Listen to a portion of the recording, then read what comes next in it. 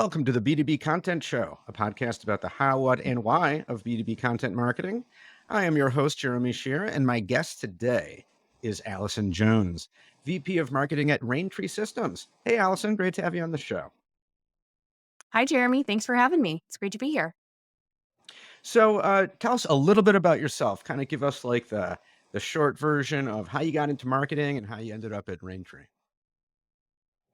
Yeah, sure. I've actually been in marketing and event planning for my entire career. I sort of fell into it early on. I was probably 18 years old, and I started working for a family friend's company, and I just sort of s- fell into it. I just started working for them prior to college. I worked for them during college, and then when I graduated from college, they said, "Well, you're gonna work for us," and that's sort of how I started my journey. And worked for that company for about 17 years, and I just sort of moved my way up through the marketing ladder and um, and then when I finally left the company, I had a few other marketing roles before I came into the healthcare space, and then eventually came over to the Raintree family just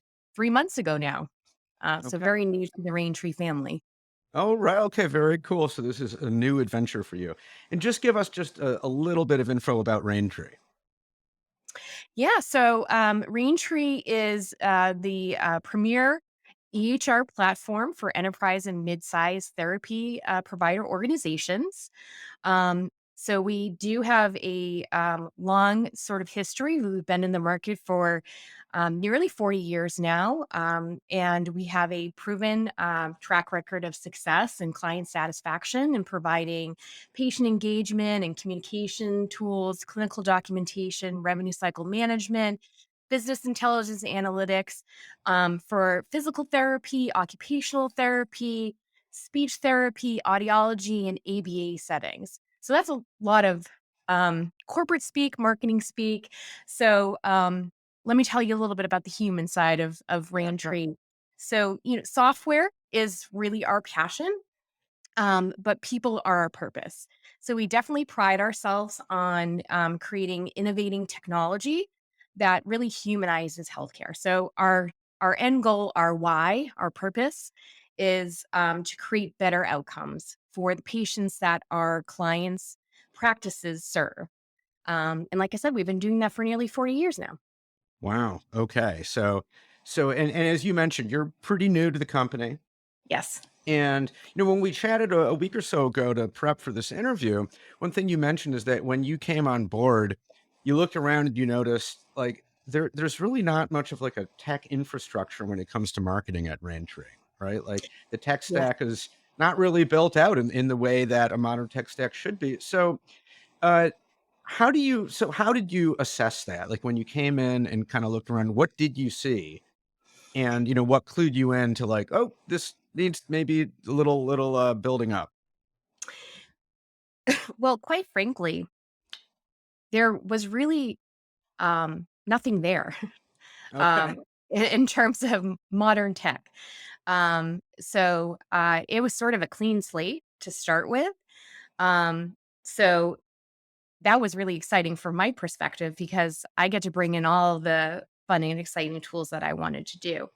But from a marketing perspective, they're a very sort of young organization in terms of what they were doing from a marketing perspective. So they did have some tools in place, but they weren't implemented the correct way. So it was sort of taking those existing tools and ripping them out and replacing them with more mature solutions.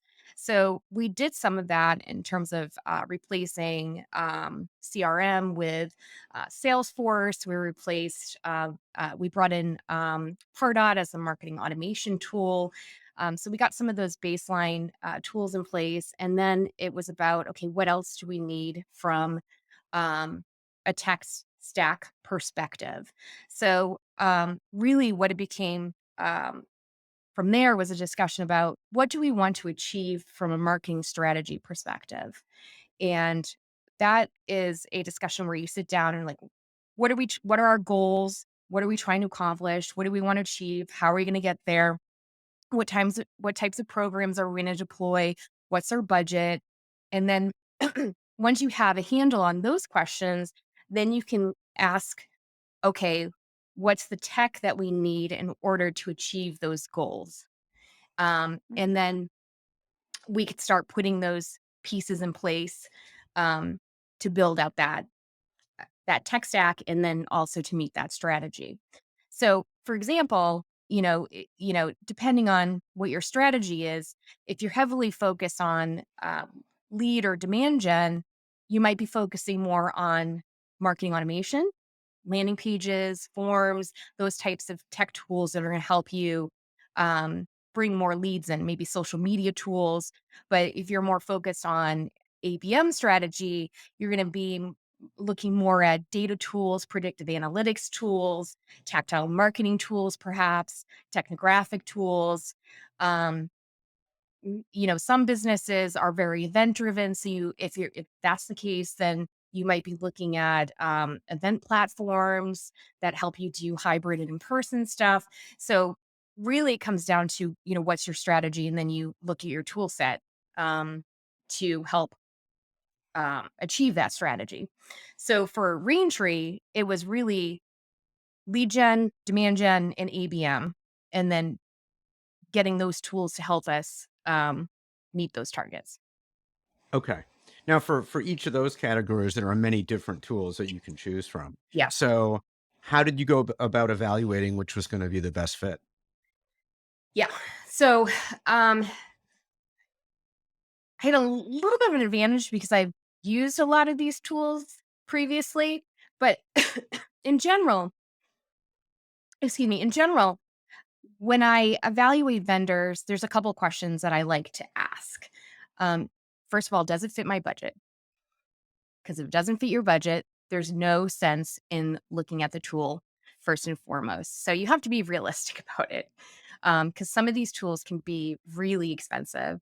And typically, if it's really expensive, there's some other option out there that is more affordable. And you might have to go with that more affordable option to start with and then build up to that more expensive tool later on that has more bells and whistles. Um, that you may not be able to use right now anyways.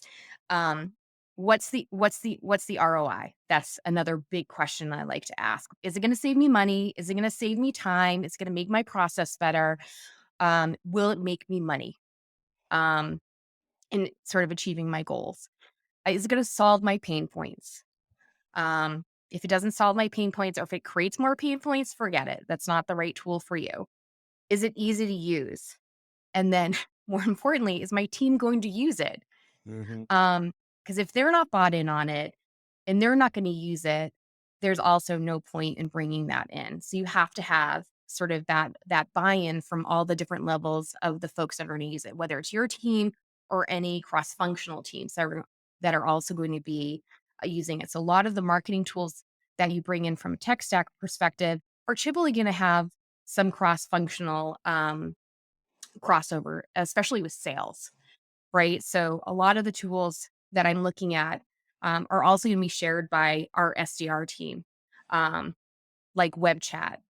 The SDR team will actually be the functional team that's using them on a day to day basis. So if they're not bought into that, if they don't see the value in it, then I'm going to fail on that tool. I'm going to fail on that ROI.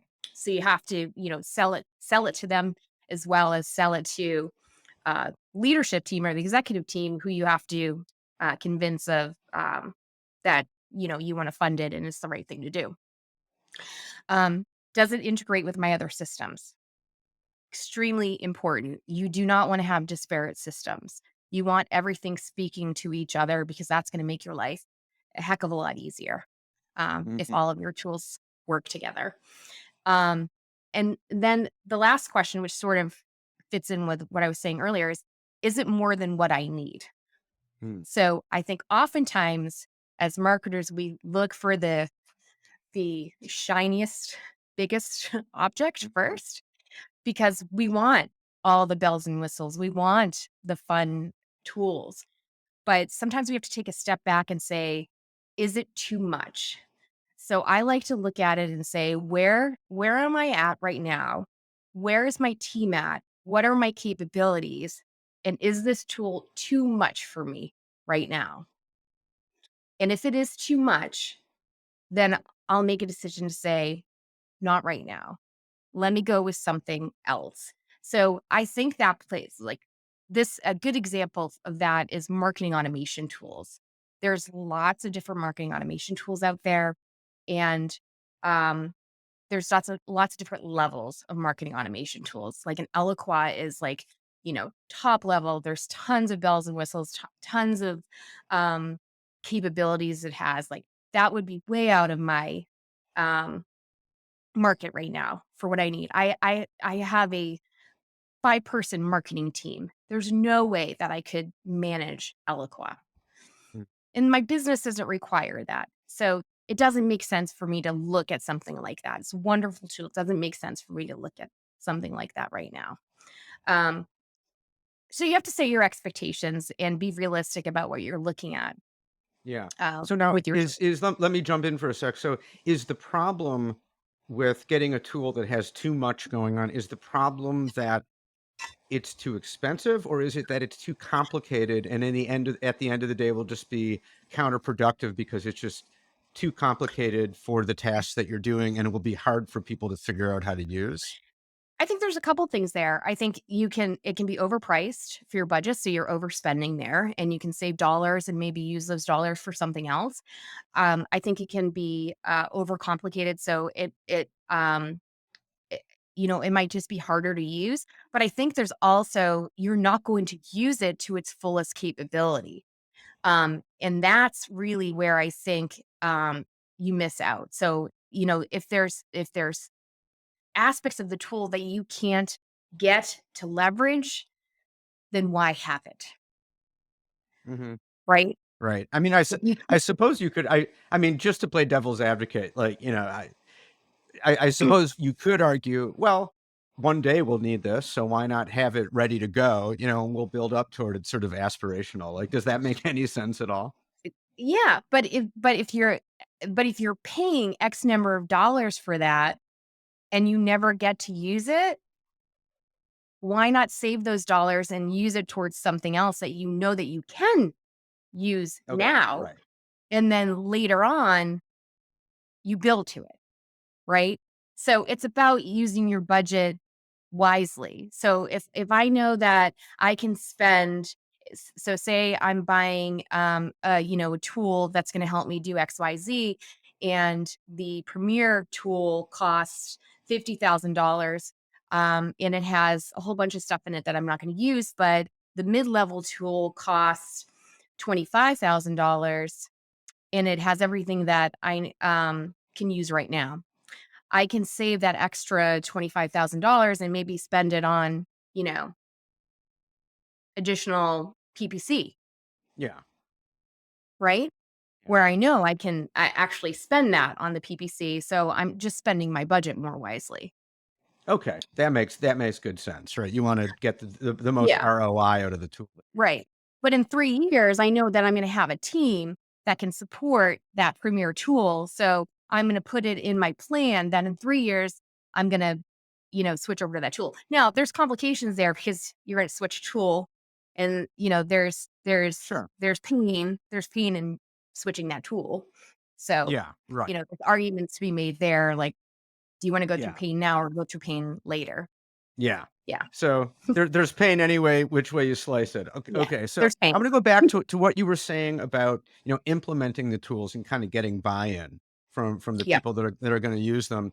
When I worked at a large corporation for a little while, and I remember there were a bunch of times when there was a big announcement, we're introducing this new technology, this new tool, big hullabaloo, everyone has to do training on it. It'd be like, okay.